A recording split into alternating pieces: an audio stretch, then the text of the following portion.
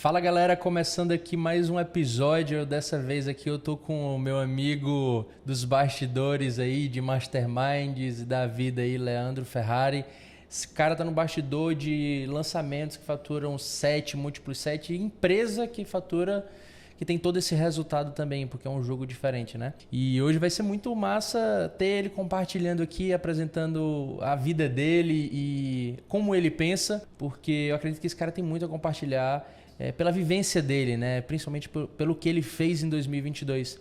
Então, irmão, é um prazer estar aqui trocando ideia contigo e quero que tu comece aí falando pra galera um pouco, rapidinho aí, um pouco sobre quem é o Leandro, o que o Leandro faz hoje e é isso. Vamos lá. Primeiro, obrigado pela visita. Feliz demais em ser convidado, em participar do jogo, até por trás do jogo. Isso é uma coisa que até a gente estava falando, né? Que é super interessante, a gente quer ser o mais direto possível.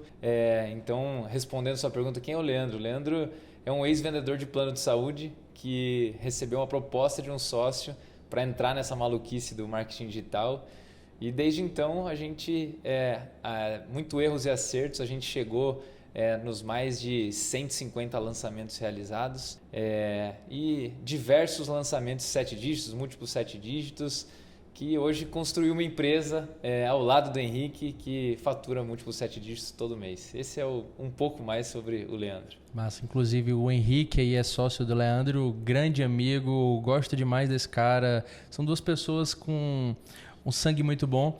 E, cara, vamos direto ao ponto. Leandro, eu quero saber o que é que tu falaria para aquela pessoa que tá na prisão dos 6 dígitos. Sabe aquele cara que tá ali batendo os seus 100 mil? Ele tá na prisão dos 6 dígitos. Ele quer bater 1 milhão, mas ele não consegue escalar. O que é que tu diria para esse cara? Bom, o que mudou o nosso jogo dos múltiplos 6 dígitos para 7 dígitos foi, eu lembro até hoje, a gente estava num ambiente onde o Tesman fez uma comparação sobre o público comprador. E ele falava para nós assim, cara, se eu tivesse nesse mesmo cenário de lançamento comprado muito menos lead frio e sim lead quente, eu teria faturado 400 mil a mais.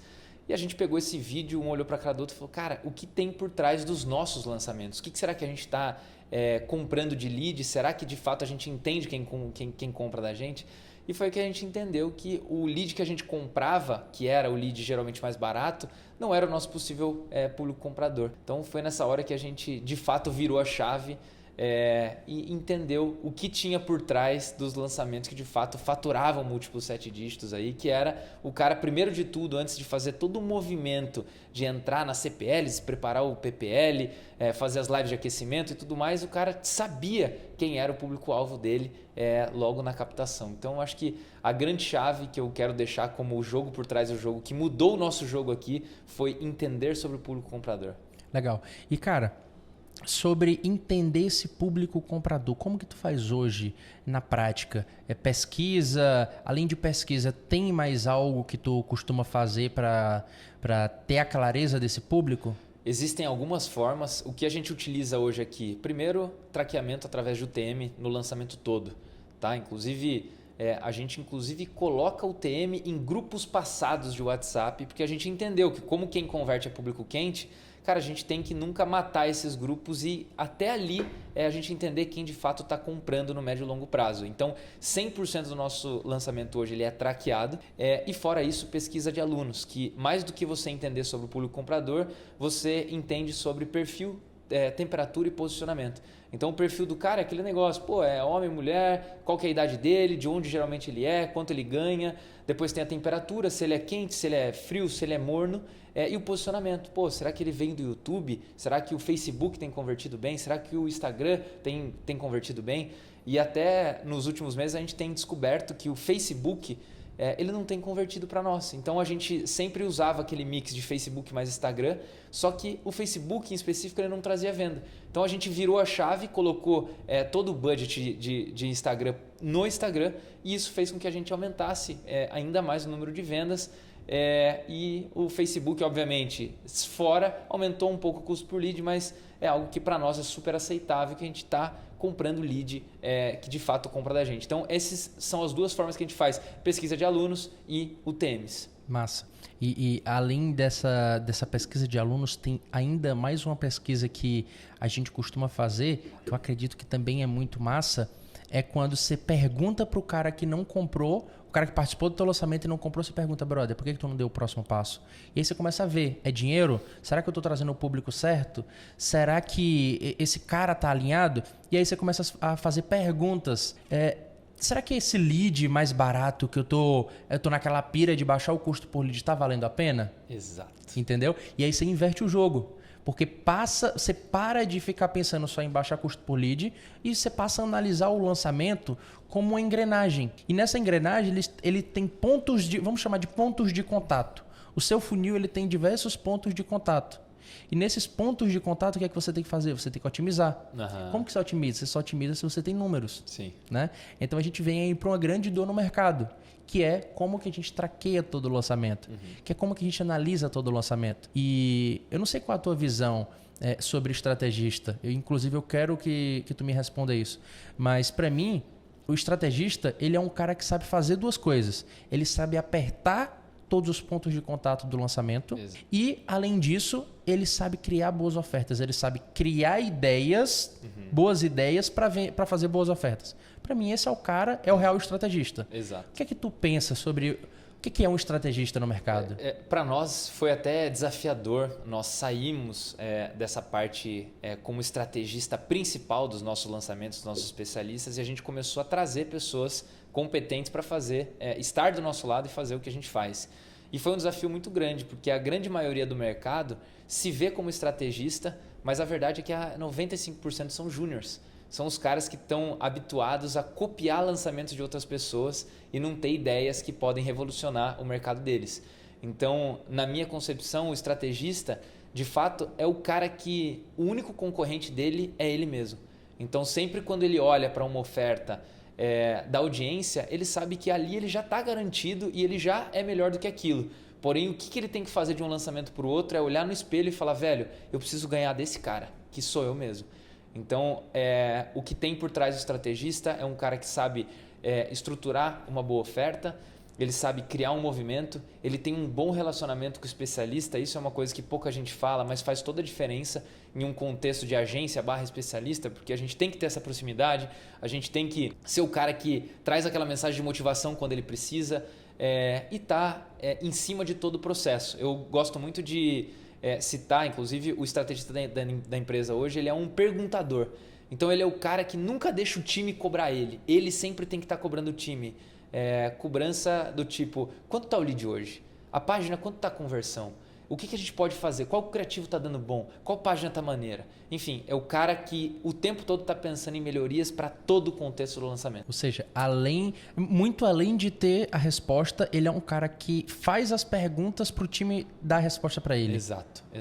Animal. Porque a gente vê muita gente que espera ser cobrado. O cara que é operacional demais, ele deixa a merda explodir e espera com que a equipe fale para ele: o custo por lead está muito alto, a gente precisa de novos criativos. Então, a gente sempre foi habituado em fazer um fluxo inverso. Cara, eu preciso saber o tempo todo como está a minha captação, como está meu PPL, quantos directs estão chegando perguntando sobre o produto, se está alinhada a pesquisa com quem está chegando e por aí vai. Se a galera que está chegando tem o perfil do público ali que você está esperando, né? Exato. Isso é muito massa, esse bastidor aí, daquele friozinho na barriga para saber se, cara, estamos indo na linha ou não estamos. Mas a gente falou sobre isso, eu fiz entrevistei o Renato Torres, né? Monstro. E a gente falou muito sobre equipe.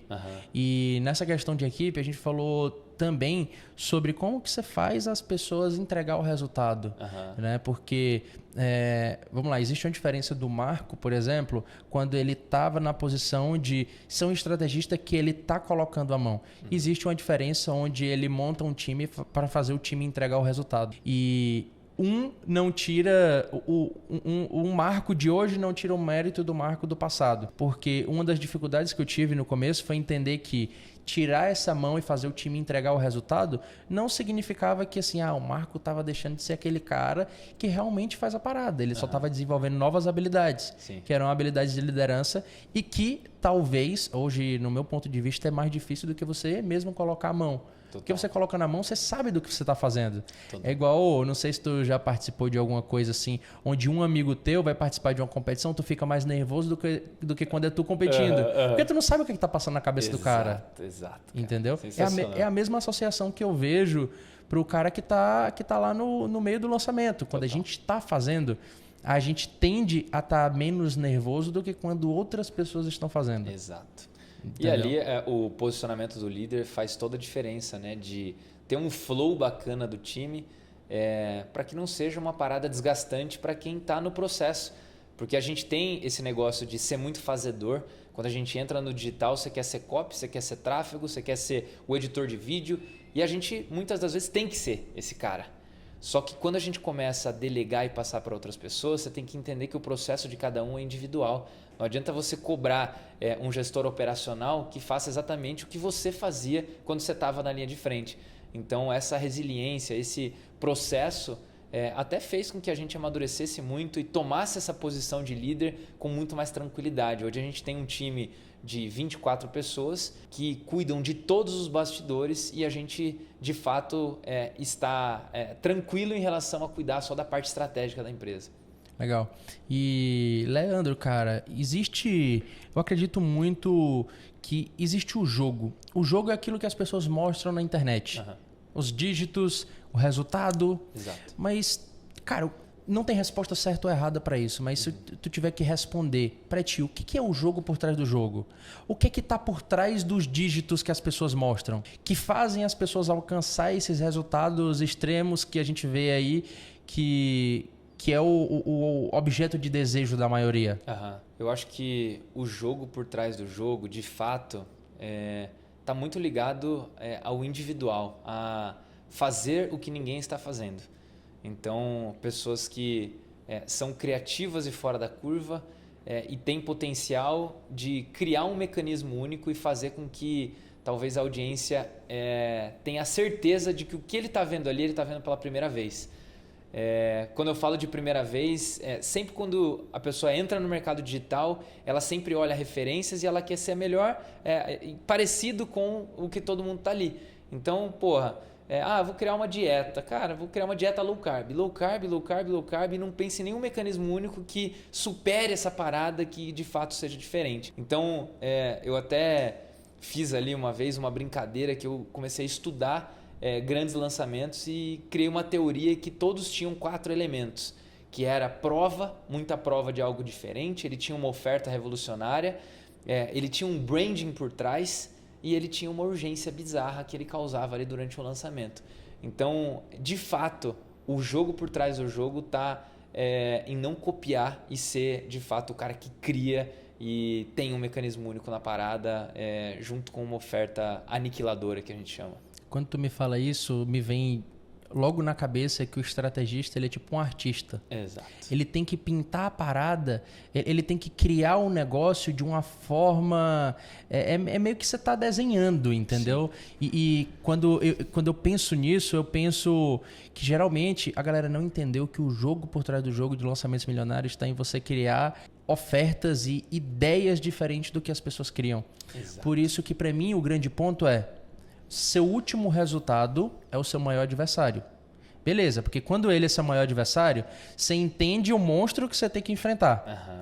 E aí você olha pro lado e você vê seu concorrente. Você vê todo mundo vendendo um método lá pro cara lucrar com, sei lá, com lançamentos, por exemplo. E aí o que você vai lá fazer? Você não vai vender pro cara o método para lucrar com lançamentos, você vai vender uma aceleração. Exato. Você vai vender uma incubadora onde você vai pegar o projeto do cara e vai fazer ele sair dos 6 para os 7 dígitos em 30 dias, por exemplo.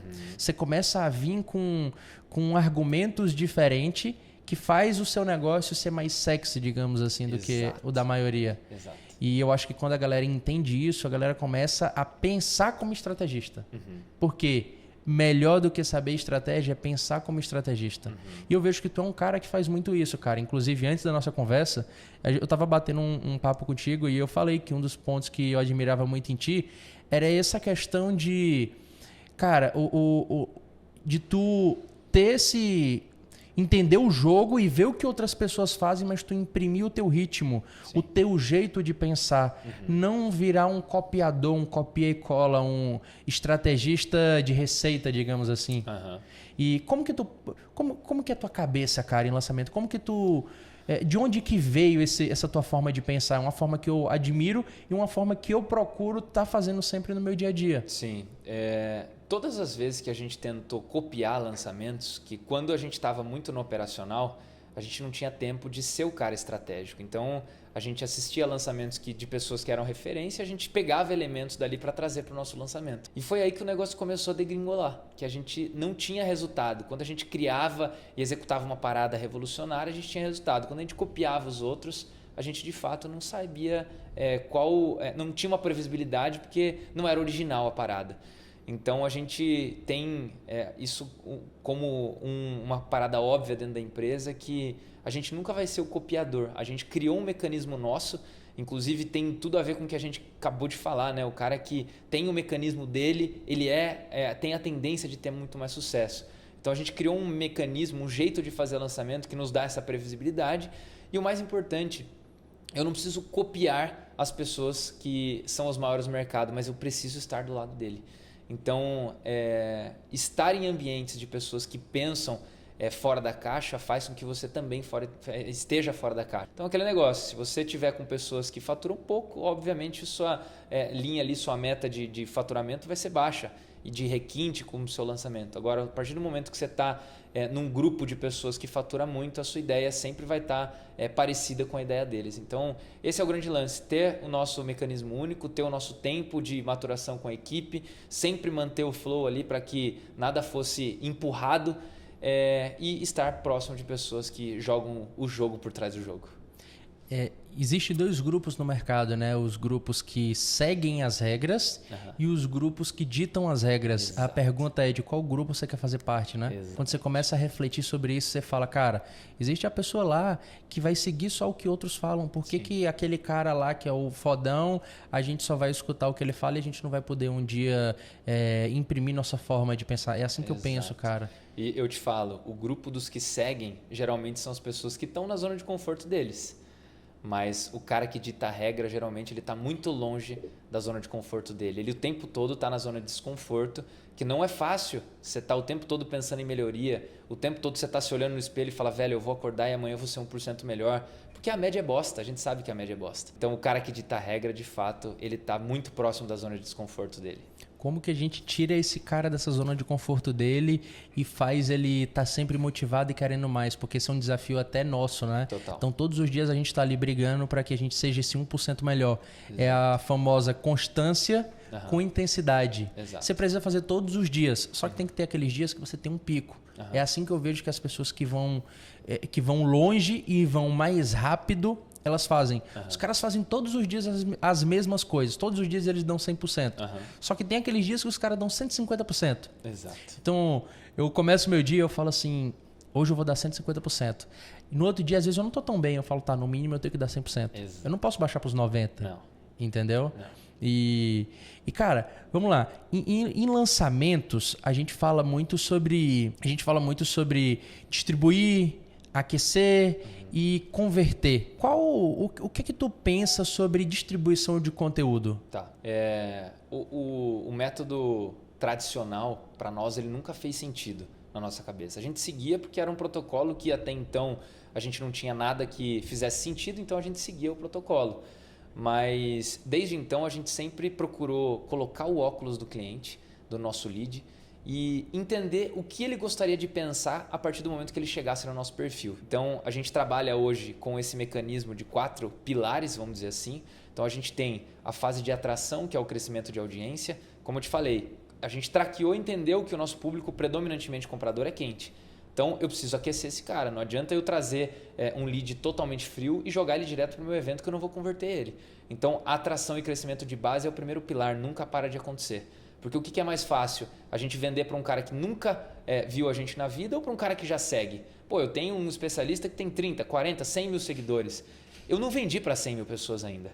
Eu tenho uma base de alunos de 4, 5 mil pessoas. Então tem 45 mil nego ali que eu tenho a possibilidade de vender. Então é muito mais fácil eu vender para eles do que um cara que nunca me viu. Ponto 1. Segundo ponto, fluxo de distribuição de conteúdo. A gente criou um mecanismo que chama corredor polonês, que a ideia é bem parecido com o que a gente passava na escola, que é aquele corredorzinho que todo mundo soca, só que a ideia foi exatamente colocando o óculos do cliente e falou, cara, eu preciso encher de porrada esse cara em relação à oportunidade que eu ofereço e as objeções que geralmente as pessoas têm e depoimentos para ele tomar a decisão de compra. Então, até olhando para trás, a gente vê que o Henrique, que foi meu sócio, que é meu sócio, que convidou eu para entrar nessa parada, ele viu todo o lançamento do Érico, só que ele não comprou. Quando ele viu um depoimento que conectou com ele, ele falou, velho, agora eu tô comprado. Eu vou arrumar o cartão e vou fazer acontecer. Então, olhando para trás, a gente fala, velho, eu comprei uma parada de 6 pau porque eu vi um depoimento. O cara precisa participar. Então, o corredor polonês, ele consiste em aumento de nível de consciência para o fluxo que começa na atração. Então, colocando o óculos do cliente, como eu falei aqui, cara, ele chegou na nossa base, a gente esquenta ele, a gente sempre está ali com stories que aumentem o nível de consciência, mostre autoridade, mostre depoimento, chame ele para uma possível interação no direct para que a gente crie relacionamento, venda relacionamento. Não tem como eu te vender um produto de 2, 3 mil reais se você não confia no meu trabalho, se você não sabe qual a minha essência, o que tem por trás do Leandro e por aí vai. Então, no geral, para nós o que mais tem feito sentido é distribuição de conteúdo com estratégia. Não adianta a gente fazer um padrão que os outros fazem sem entender o que faz sentido para o nosso negócio. Isso é bem massa, né? Porque mostra que vocês têm uma forma de fazer, que é o corredor polonês, que é a forma que vocês fazem. O que é interessante dela é porque ele combina a essência do que precisa ser mostrada em um pré-lançamento, digamos assim. Então, autoridade, quebra de objeção, oportunidade e passar ali fazer o lead confiar em que aquela pessoa é a melhor pessoa para ensinar aquilo. Exato. Isso tudo, quando a gente entende o que está por trás de o que eu preciso mostrar nessa fase aqui. E aí você vai lá e você consegue brincar de fazer o negócio do seu jeito. Exato. Então, não é sobre... Estão fazendo um manifesto para aquecer o lead, mas o que está por trás do manifesto? Exatamente. O que o manifesto ele faz? E se for, velho, é muito mais fácil você olhar para o seu negócio do que ficar tentando fazer engenharia reversa em grandes lançamentos. É legal analisar para ver o que tem por trás da estratégia do cara, é legal. Mas, cara, por que você não olha para a porra do seu lançamento, cara? Tem muita coisa acontecendo aqui que se você colocar o óculos do seu cliente, o óculos do seu lead, você vai entender qual é o fluxo que ele precisa para comprar de você. Que é exatamente o que você falou agora. Muito massa. E, Leandro, onde tu busca inspiração para fazer teus lançamentos? Cara, eu acho que o que mais inspira é o propósito por trás da X-Flow, sabe? Quando a gente parou para entender o que de fato a gente queria mostrar de transformação, levar de transformação, a gente viu que a gente está impactando a vida de milhares de pessoas. Então, a motivação começou pela grana, eu não sou hipócrita de dizer que não, então, de fato, a gente viu o mercado de digital no geral como uma baita de uma chave para a gente ganhar mais naquele momento que a gente estava quebrado.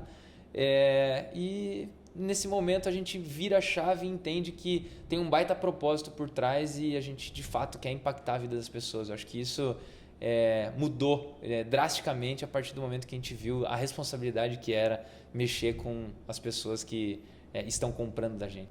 Massa, massa. Cara, vamos lá. Hoje tu tá num bastidor de grandes lançamentos, certo? Mas tu também já teve do outro lado, que é o lado do cara que tava naquela prisão, naquela Sim. fase de não tô conseguindo escalar, aquela fase de dificuldade. Uhum. O que é que tu vê como entre o cara que tava sem conseguir escalar e o cara que escala, existe um bastidor oculto, tá? Que é o que eu chamo de bastidor oculto digital. Sim. São coisas que 90% dos estrategistas não compartilham.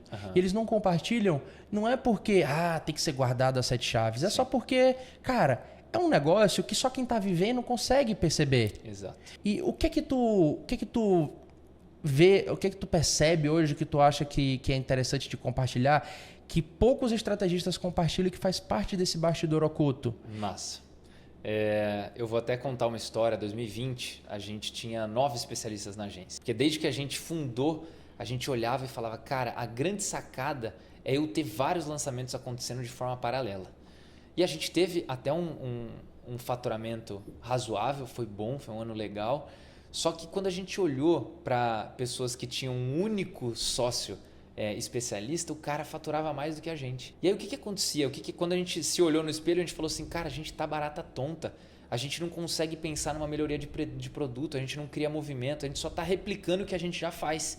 E todos os lançamentos estão empacados. Então, se eu fosse dar uma dica para quem está aí nesse medo de escala, seria, cara, você não precisa de número de especialistas, você precisa de um cara bom, onde você olha para uma esteira foda, você pensa em LTV. Cara, não tem sensação melhor do que você vender 2, 3, 4 vezes para uma pessoa, você ganhar muito dinheiro, mas na outra ponta você vê que ele te vê como uma inspiração, ele nunca vai parar de comprar de você. Então, vai além de você ter milhares de especialistas dentro do seu negócio e você ser menos centralizador e sair um pouco do operacional. Então, depois que a gente olhou o negócio de forma estratégica e parou de focar em quantidade de especialistas, o nosso negócio de fato decolou. Ou seja, é muito menos... O que as pessoas não mostram no bastidor oculto é que é muito menos sobre ter vários especialistas e muito mais sobre 1, 2, fazer muito bem feito e pensar eles como um negócio e não só como uma ação de marketing. Exato. É isso? Exato. Cara, hoje, Marco, a gente olha pro nosso especialista, o tempo todo a gente pensa em melhorias de entrega. Sabe? Coisa que lá atrás a gente não tinha tempo de pensar.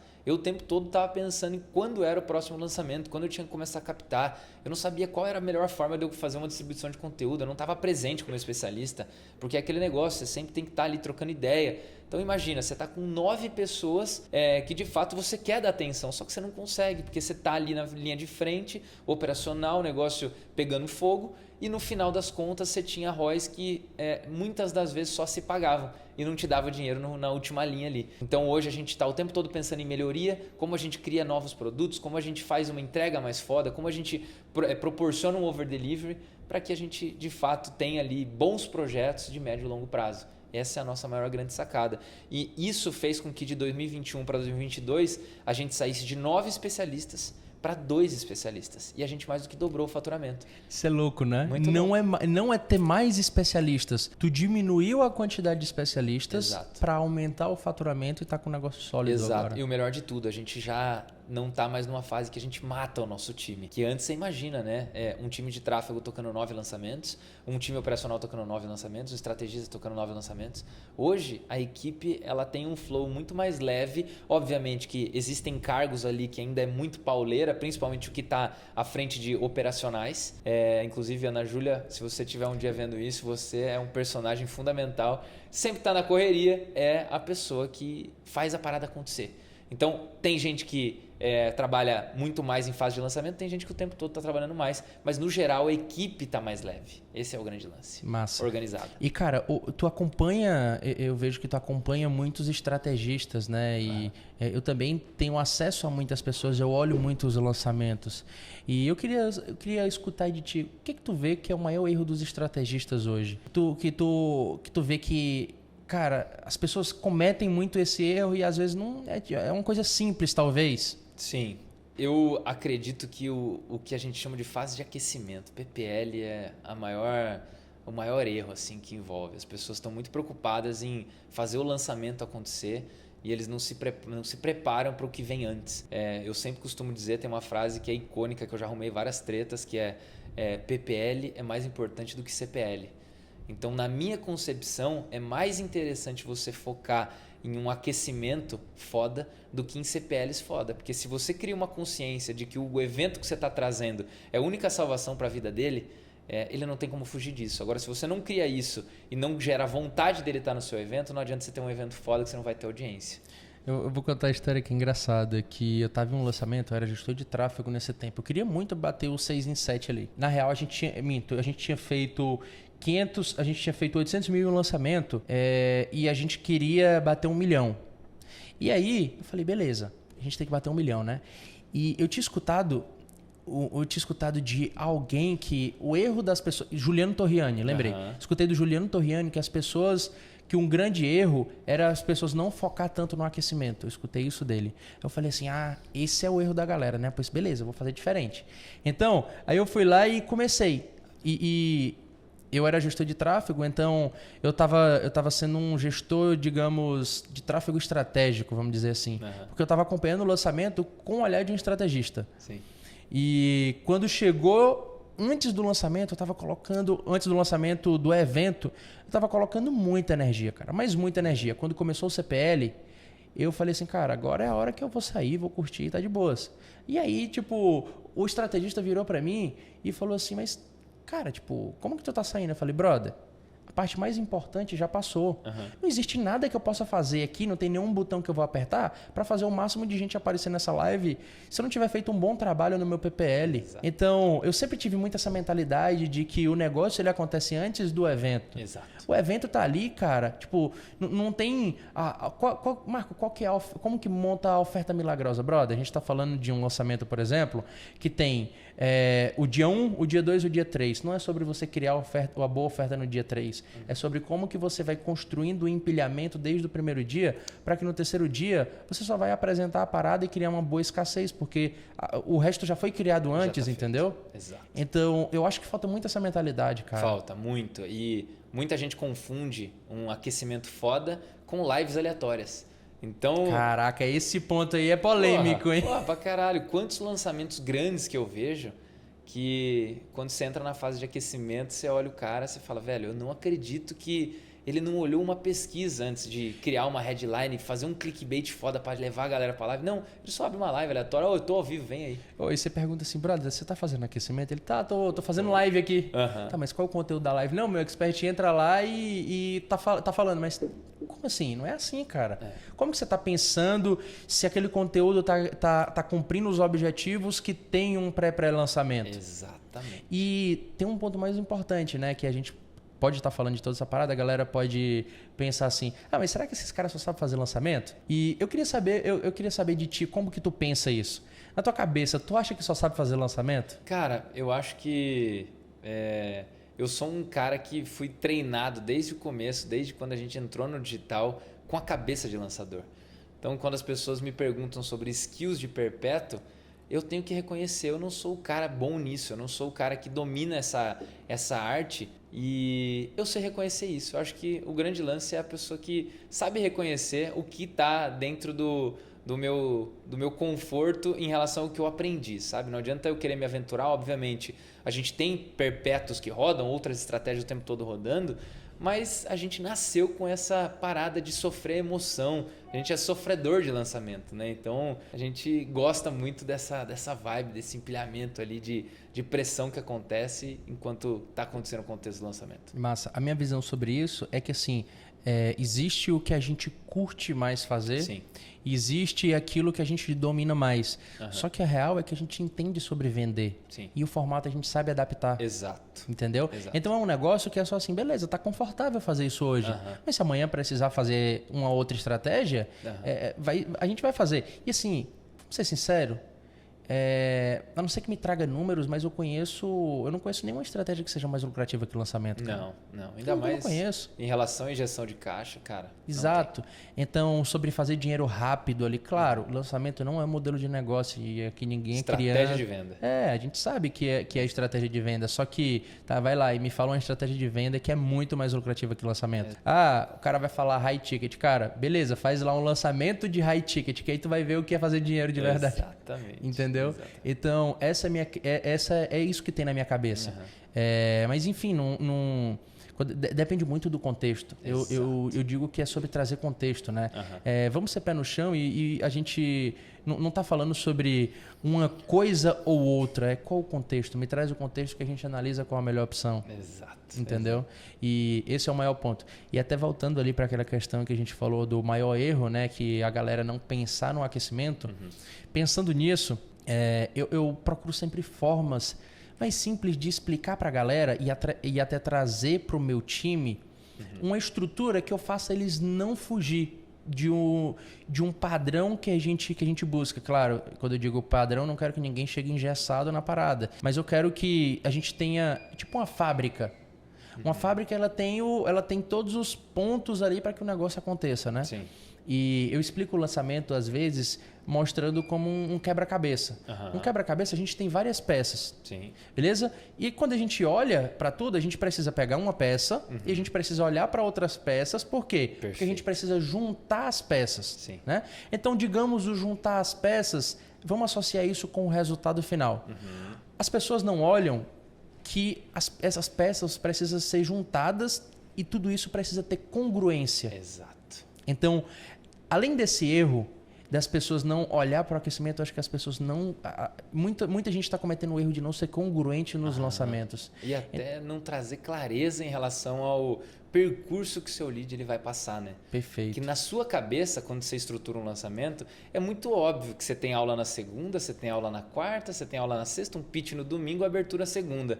Mas para o cara que está na sua base, ele trabalha, ele tem filho, ele vive na correria, ele só entrou num grupo do WhatsApp, se você não trouxer uma clareza com congruência, ele não vai saber qual momento ele está ali. Então, eu concordo extremamente com isso. Perfeito. E falando de congruência em lançamento, a gente sabe que essa congruência a gente tem que passar para o nosso time. Total. Ô time, a gente precisa ter um lançamento que ele precisa ser congruente em todas essas etapas. E a minha pergunta para ti é, cara, tu tem alguma forma que tu busca fazer a tua equipe ser congruente, tá todo mundo alinhado, tá todo mundo na mesma página em lançamentos? Cara, existem processos que a gente criou. Hoje a equipe inteira ela tem prazos para entrega de cada micro detalhe, micro tarefas que acontece dentro de um lançamento. Mas é difícil falar que 100% acontece da forma com que a gente prevê, porque lançamento é aquela loucura.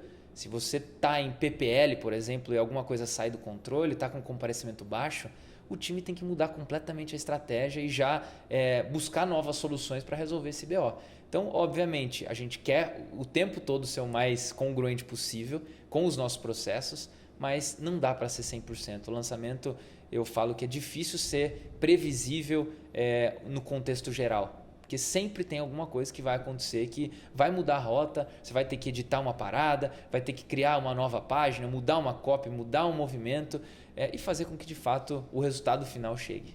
Boa. Trazendo esse ponto aí de congruência, né? Uma das coisas que a gente faz aqui na empresa é que a gente valoriza a fase mais importante do lançamento para a gente é a fase de concepção. Quando eu falo concepção, não é só concepção da ideia. Mas é a concepção do lançamento, é a concepção da gestão, a concepção do audiovisual. Então, essa fase é a fase onde eu vejo que até algumas pessoas falam, mas elas não têm processos claros para seguir. Exato. E por que essa fase é a mais importante? Porque é aquela fase onde eu vou lá e eu imagino todas as peças unidas. E é aquela fase onde eu olho assim, beleza, eu tenho essas peças.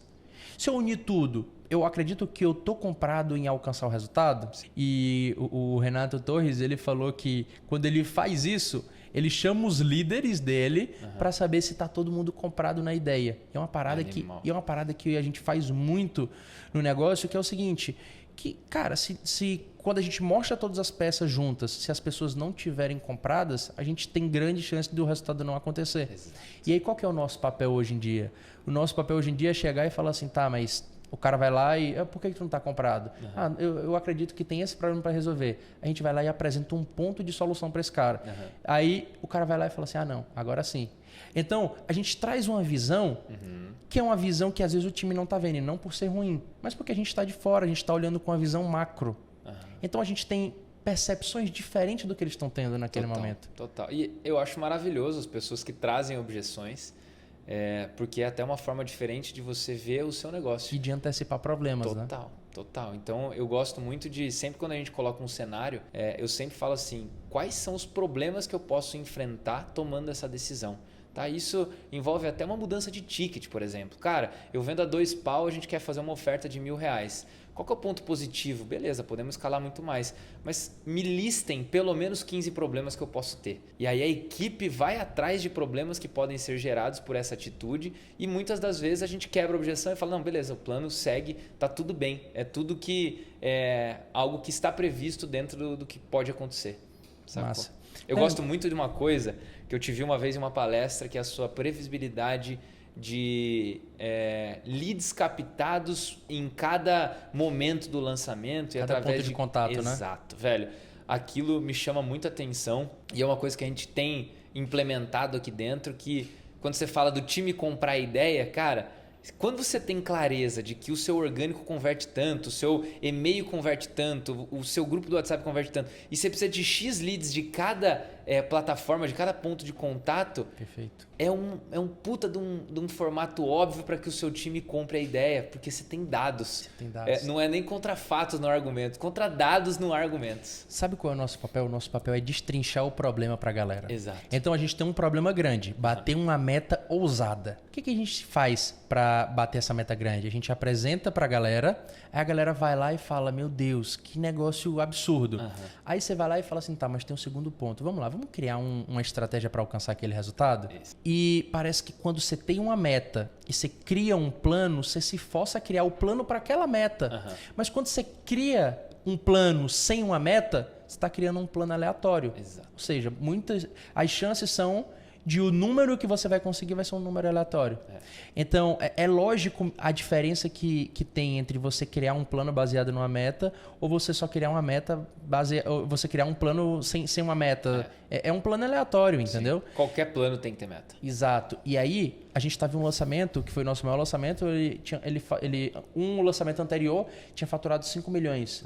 E a gente tinha captado 4 mil leads. E a gente tinha convertido 1.500 leads no orgânico. Bizarro. E aí eu falei, tá, mas e se eu botar 10 mil leads? Como que meu time me entrega isso?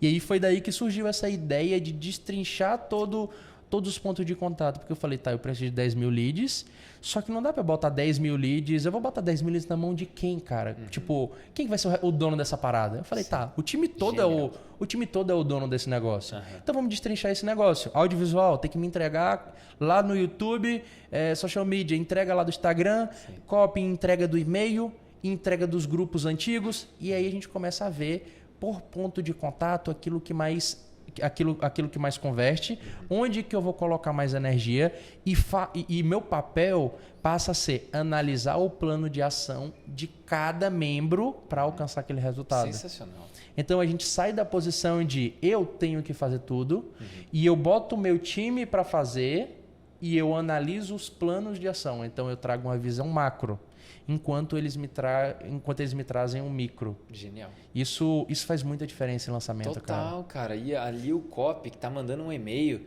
ele tá acompanhando em tempo real quantos leads ele tem captado. E se ele manda um e-mail bosta, não vai dar resultado. E quando ele manda um e-mail bom, que tem uma puta conversão, ele vai olhar pra parada e vai falar, velho, esse é o caminho, preciso fazer lookalikes desse e-mail aqui para bater a minha meta aqui. Exatamente. Grupos do WhatsApp anteriores, mesma coisa. Então, esse é um plano que também precisa de meta, né? Total. O cara não é só mandar e-mail. Pô, qual que é o objetivo por trás de eu mandar 4 e-mails aí no PPL e atrair pessoas para o meu lançamento? Isso é muito foda. Aprendemos com vocês. Tem que dar o crédito. O que eu digo pro time é, se você está num processo de escala, o último resultado que você conseguiu lá nos leads por e-mail, por exemplo, tem que ser o mínimo, tem que ser o pior cenário do seu próximo lançamento. Então, você nunca vai conseguir escalar se você captou, por exemplo, 1000 leads e no seu último lançamento e no seu próximo lançamento você está captando 500 leads. Sim. Eu falo nunca, mas existe possibilidade. Se o cara tiver uma conversão muito maior. Mas é um negócio, tipo, que é meio que irreal. O cenário é isso. Não dá pra contar com isso. Não dá para contar com isso. E às vezes as pessoas me perguntam, Marco, como que tu pensa a escala de lançamento? E a minha resposta é simples. Escala de lançamento, para você pensar, você tem que primeiro entender o que é lançamento. A gente falou que lançamento, o estrategista ali, o que ele faz? Ele ajusta todos os pontos do lançamento, ele sabe criar e ofertar boas ideias. Beleza. Então, a minha forma de pensar a escala de lançamento é olhar o que eu posso otimizar em um lançamento e quantos % de crescimento aquilo vai me dar. Então, nesse lançamento, eu vi que se eu saísse de 4 mil leads para 10 mil leads, eu iria dobrar o faturamento só em leads orgânicos. Então, eu já entrei no lançamento contando com 3 milhões. Entendeu? E aí a minha pergunta era, de onde que eu vou tirar os outros 7 milhões? Entendeu? E aí você passa a entender, quando você faz essas contas, você passa a entender que o jogo é sobre números. Exato. E aí quando você tem números, e eu sei que tu traz muito essa linha de números, porque eu já vi conteúdos teu, e que inclusive tu me falou que mudou o jogo, E que quando você traz essa linha de números, você começa a ter o lançamento na palma das suas mãos. Exato. Você começa a trazer time para perto, você começa a delegar as coisas com números. E me falei, cara, trazer essa questão de números para vocês, o quanto isso impactou no teu negócio? Uma palavra que resume quando a gente começou a fazer essa mudança é previsibilidade. Então, hoje a gente entra no lançamento com ideia do nosso mínimo, médio e máximo faturamento. Então, a gente não vive um conto de fadas, a gente é muito pé no chão, mas 100% dos lançamentos de 2022 a gente sabia quanto ia faturar, quanto ia investir, quanto ia vender, quanto era a nossa média ali de upsell vendido, downsell vendido, order bump vendido. Então, obviamente que o lançamento no contexto geral é uma caixinha de surpresas. Você nunca sabe se existe uma sazonalidade do seu público, se tem um movimento político forte acontecendo e a galera está incerteza, se tem uma pandemia entrando. Mas o grande lance se você tem números, você sempre vai estar rodeando, independente ali de seja um pouco para mais ou um pouco para menos, mas você consegue alcançar uma previsibilidade mesmo nesse mercado muito louco que é o mercado de lançamento. Eu costumo dizer, né, e tem quem concorde, tem quem não concorde, e tá tudo bem. Polêmica. Polêmica. Que vamos dizer que essas diferenças que existem entre, o cara fala, não consigo, o lançamento você não consegue ser 100% previsível. Cara, é isso que torna o jogo interessante e muito lucrativo. Porque aí do outro lado tem que ter alguém que sabe se adaptar, tem que ter alguém que não é um robô. Sim. Entendeu? Sim. Porque imagina se esse negócio não tivesse essas oscilações. Cara, qualquer robô faria esse resultado. Faria. E eu adoro estar fazendo coisas que nem todo mundo consegue. Isso é muito massa, cara. Claro. Imagina, todo mundo conseguisse fazer esse negócio e conseguisse fazer em alto nível. Sim. Entendeu? Seria muito, muito óbvio, né? Todo mundo tendo resultado que você coloca um robô para replicar e a gente tem visto, né? O cara que copia, ele não chega. Perfeito. Leandro, cara, qual conselho tu daria? O que tu tem para dizer? Uma frase talvez motivacional ou técnica, o que tu preferir, para um cara que tá ali, tá esbarrando sempre nesse processo de escala. Ele tá fazendo pelo menos 100 mil reais, mas ele tá se doendo, cara. Tipo, tu já deu um conselho para ele, na real, tu já falou para ele qual que é o grande problema. Mas agora eu quero que tu dê para ele... Sim. O que tu diria para ele? Assim, brother, vem cá, eu vou te falar isso aqui, ó. A frase que eu vou falar foi o que mudou nosso jogo. Se aprofunde em dados. O grande lance está aí. A primeira coisa que você precisa mudar antes de pensar em criar uma mega empresa lotada de funcionário, que seja extremamente previsível o faturamento, você precisa entender os dados do seu negócio. Então, antes de mais nada, geralmente uma pessoa que fatura 5 dígitos, 6 dígitos e até múltiplos 6 dígitos, o que ela precisa para escalar e chegar nos 7 dígitos é entender de dados. Porque ele já sabe fazer lançamento. Ele faz bem. Ele fez um lançamento de 6 dígitos, então é um sinal que o arroz feijão está rolando. Só que se ele entender sobre os dados do negócio dele, é a chance que ele tem de parar de jogar dinheiro fora e de fato fazer o negócio voar. Massa, massa.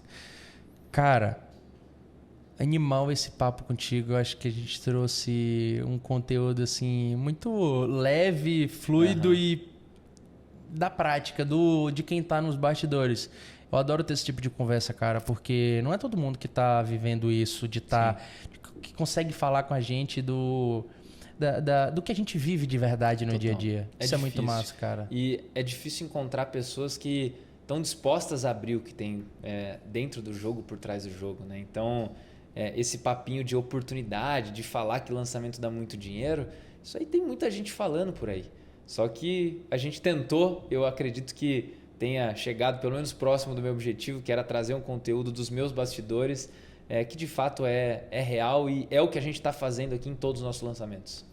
Irmão, mais uma vez, te agradeço demais aí pelo papo, foi animal. Obrigado pelo convite, muito feliz em poder receber você aqui na nossa casa e portas abertas sempre, você é um cara que eu admiro demais e eu tenho certeza que é só o começo. Top. Então, galera, esse foi mais um episódio aqui do Jogo por Trás do Jogo e com esse monstro aqui que é o Leandro Ferrari. E tudo que você precisa fazer é clicar aqui em inscrever-se e acompanha aí o canal, porque em breve vai sair um conteúdo muito massa que vai ser o evento online, o Jogo por Trás do Jogo de Lançamentos Milionários. Top. Massa, hein, irmão? Porra. Oi, voa, né?